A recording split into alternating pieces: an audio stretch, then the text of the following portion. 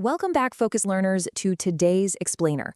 I am absolutely thrilled to have you here today because we are going to fundamentally shift how you view your health, your daily habits, and honestly, even your own willpower. If you've ever felt like you were just constantly fighting your own body, well, today is the day that fight ends. We are diving deep into the science of human well-being, drawing from the brilliant biopsychology research of ZADIMA well-being systems.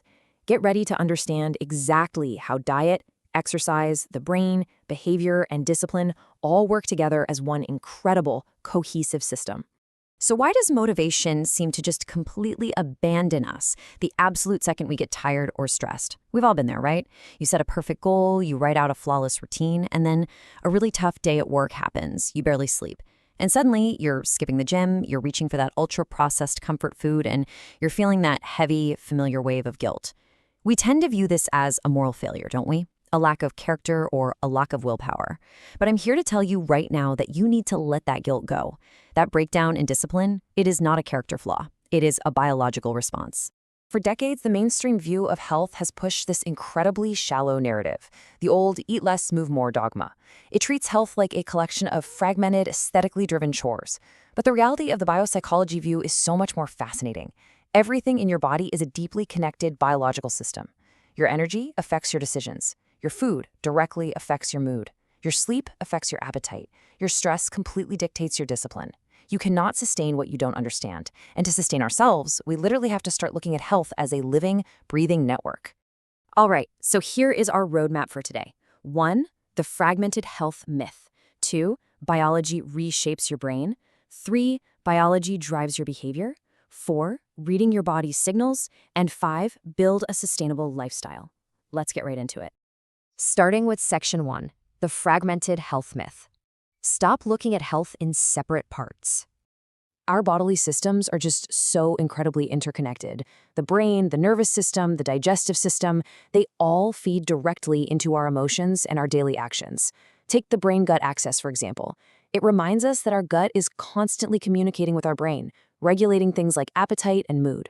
What happens in your digestive system absolutely influences your thoughts. What happens in your nervous system dictates your physical reactions. You are not living in separate compartments. It's all one big feedback loop. Moving into Section 2, biology reshapes your brain. Diet and exercise do way more than just change your appearance. Let's break down the distinct biological impacts of movement and food. We need to start thinking about movement not just as a way to burn calories, but as a neurological stimulus.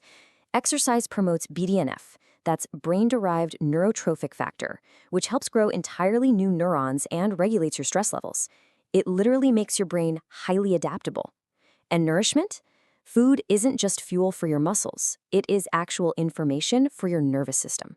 The nutrients you consume influence neurotransmitter production and your overall mood balance.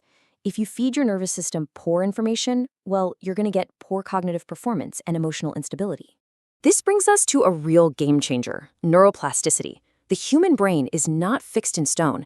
It actively changes according to repeated experience. And this is an incredibly hopeful message. It means your habits are literally the sculptors of your neural pathways. A sedentary life reinforces passivity. But on the flip side, consistent sleep, structured eating, and intentional movement reinforce new, highly resilient patterns.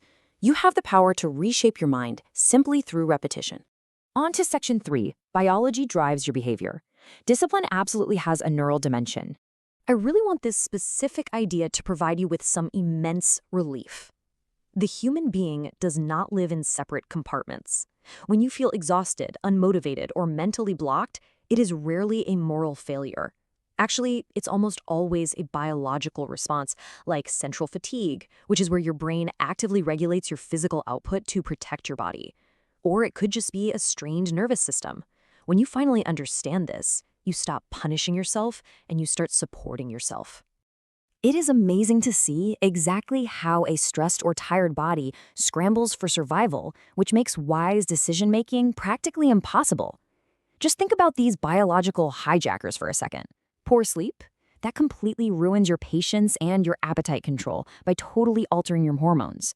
High stress? Your brain literally seeks out quick comfort and highly processed familiar habits just to self-soothe. Unstable blood sugar? That leads directly to massive energy crashes and intense sugar cravings. You see, your brain has reward systems that seek pleasure and control systems that protect your future. When your biology is dysregulated, those control systems are just totally taken offline. Let's move to Section 4, reading your body's signals. It is time to stop reacting and start observing. There are 7 key signals your body uses to communicate with you every single day: energy, hunger, cravings, pain, sleep, mood, and digestion. Now, the absolute most important thing you can take away from this is that these are not problems to be suppressed.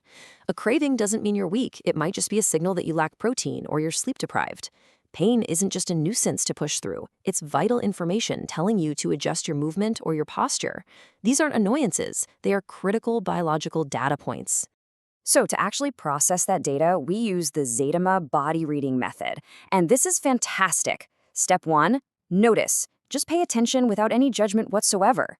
Step 2, name it clearly. Say to yourself, I have low energy today, rather than, ugh, I am so lazy. Step 3 is to connect. Look for the patterns. Did you skip breakfast? Did you sleep poorly?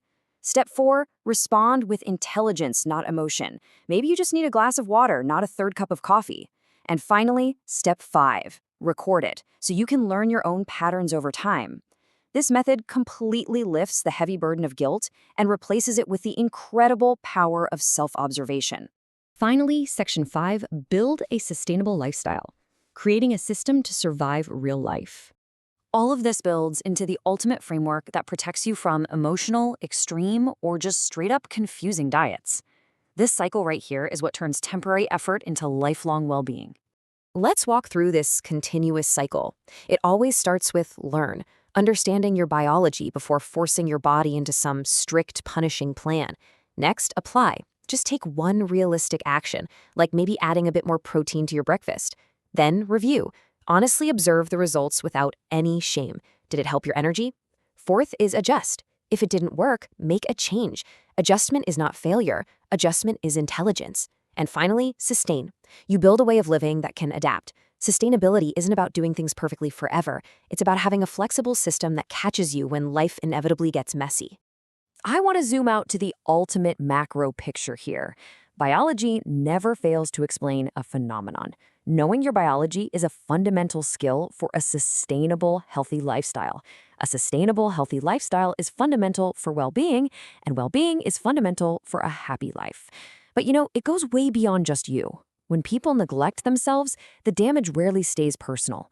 A dysregulated person, someone who is exhausted and inflamed, really struggles to carry their external duties. To sustain the planet, to be true stewards of our communities, we first need people who can sustain themselves.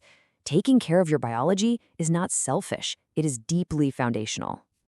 I'll leave you with this final, provocative thought.